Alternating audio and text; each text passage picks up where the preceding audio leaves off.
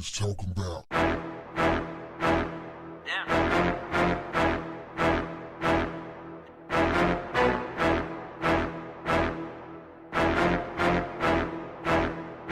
Here we go, y'all. You won't get this on CNN or ABC News or Nightline. There we go. They talk about this on Fox. I bet they won't talk about this on Fox. Scared. It's about to go down. What's man. up? Chilling, man. Chilling. Ladies and gentlemen, Darryl Dawson, the owner of Grindstone Clothing. So, man, let's jump right into it. Now, you've always been privy of knowing what some of these brands think and how they operate and how they target the black community. And I know you, in a clothing designer yourself, that it has to be very frustrating to you to see black people flock to these designers who show a lot of discontent for them, but contempt for them. How do you feel about that? Well, the whole thing, I know. All right, so this is my 20th year in business doing this fashion thing, right? And so I study the people who've been killing it. You know, I've been studying, and the more you learn, the more layers you pull back, the uglier it gets. So Ralph Lifschnitz, aka Ralph Lauren, he created Polo for something that was exclusionary, because niggas don't play polo. Niggas don't play cricket. Like, niggas don't play highlight. Not niggas, black people. Kings. There we go. That's the word, 2019. Kings don't play, right. So the basis of his creation for Polo was to exclude those who can't do it. And for that reason, I guess the grass seemed greener, everybody flocked to Polo. Now, I've worn Polo. I mean, I was heavy Polo in my teenage years and all that, but you know, I kind of stopped chasing Polo, and I'm not gonna hate on Ralph Lauren because that's not my place, but I do appreciate Lowlifes. So Lowlifes is a clique up in New York with Thurston Howell and many of those dudes, who they went and they just started stealing all the Polo, and then they got everybody hip to Polo and made the world come deal with what they had on deck. And I appreciate how Ralph Lauren bowed down to them, because they was just so slick at taking everything. They was like, you're not gonna leave me out. I'm taking it and I'm gonna flip it. But what they did, they ended up being real good marketing for the actual Ralph Lauren brand. And the fact is, the hood and the streets is what supports Ralph Lauren, Gucci, Prada, man, Louis. I don't have nothing bad to say about Louis. I don't know no dirt on Louis, but I know that all except for their leather is fake, is vinyl. But this ain't a time for me to say anything other than what's true. And people break themselves, like literally break themselves, to wear clothes that make them look more European. The reason why these pants be hanging off brothers' asses is because they're not cut for them. So then people decide to wear them just however they could to fit in, because they're not even made for you. Them dudes are made for 110-pound dudes with heroin problems in Europe. That's what they created for.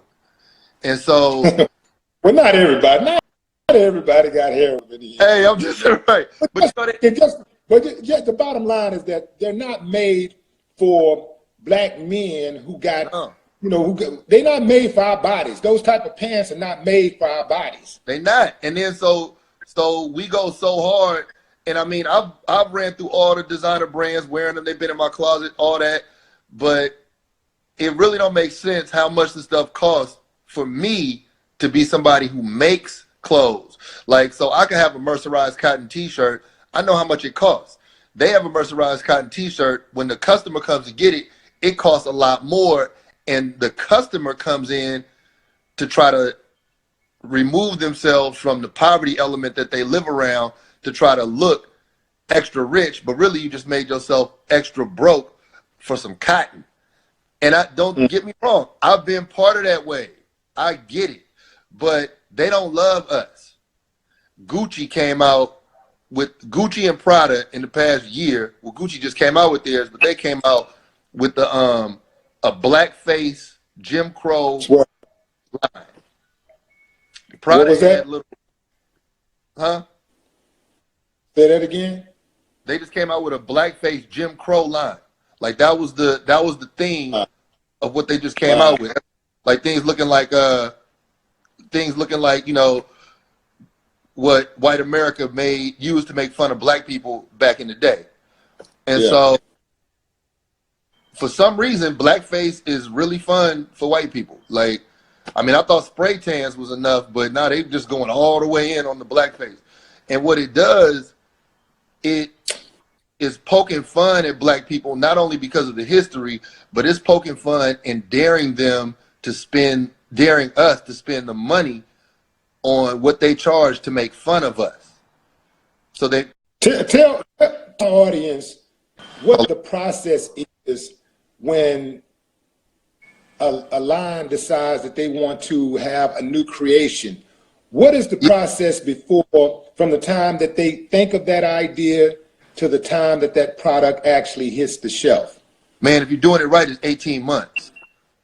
And so, so this is somebody just get a wild hand and say, "Oh, I got an idea. I'm gonna do blackface," and it comes out next week. Nah, it ain't nothing like that. See, so most of the manufacturers aren't where the creator of it is. So it's some shipping involved and all that. But the first thing you got to do, you got to come out with a release date calendar. So you're mapping out a year to a year and a half in advance of what you're gonna have available to the customer. Then you got to brainstorm with the team or whatever. What's the theme of this release? So you have people pitching in and all that. Then you got to come up with sketches for it to fill it out, to kind of flesh out the idea. Then you got to figure out the materials. So you're going back and forth with manufacturers. And so it's not just the idea that happens one day and it happens. And then from that point, you get samples. You got to approve of the samples. You got to have meetings with your team. You got to have another sample made. You got to take it to shows and fashion shows, trade shows. Then it gets distributed and then people buy it. But it's so many months in between one process and the customer seeing it, that these blackface ideas that Prada came out with, that Montclair came out with, that that Gucci came out with, they want you to break yourselves. It's almost like a fool's bet, like the movie Trading Places. You know, they want to see how ridiculous their money-making schemes can be. And they sit back and laugh. We sit back and break ourselves and then act like we're better than our neighbor because we're the joke. We're the butt of the joke. Just spend $500 to $1,500 on something and walk around thinking we're better than our neighbor. Ladies and gentlemen, I am speaking with Darrell Dawson, the owner of Grindstone Clothing in DC. If you want some good clothes, and I wear this, I wouldn't even vouch for it if I didn't wear this stuff. But if you want some cool clothes to put on, if you want to deal with somebody who is respected in the community and who respects the community, who has a lot of integrity and does what he do with the community in mind, holla at him. Go online and look up Grindstone Clothing and be the judge for yourself. Now, so when these brands start saying things like, "We didn't know," that happened, it was an oversight. Yeah. Basically, they're lying. They're fully lying. What's going on? And see, I gotta give this to them. They have studied us. So they know how forgiving we are. So if they come out with the proper, just like in the Super Bowl, if they come out with the proper apology, put a couple people in place to just gloss over it, we'll be okay. And then the idea will be, well, those people, they made a mistake. They apologize. We got to forgive. They know we'll do that. Now, I know a lot of grown Jewish people who will not buy a Mercedes because it's German manufactured. What the haters talking about?